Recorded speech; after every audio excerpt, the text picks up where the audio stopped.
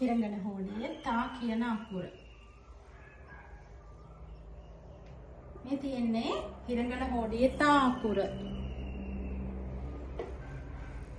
ඉස්සරහට ඇඳලා පෙන්නන්න.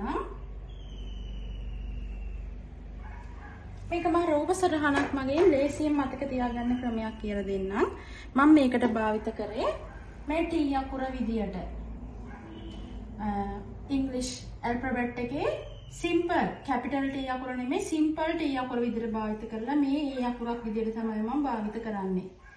මම රූප සටහන දල වශයෙන් මෙහින් ඇඳුතින් මෙන්න මෙහෙම තමයි මම භාවිත කරන්නේ මේ T අකුර මේ A අකුර විදියට. හරිද? T අකුර A අකුර එකතු වුණාම කොහොමද කියවන්නේ මෙයාලා? මෙතෙන්දී තා කියලාම තමයි. ඒ අර්ථයෙන් තමයි මේ තා අකුර ලේසියෙන් ඔයාලට මතක තියාගන්න. Simple T අකුරයි A අකුරයි.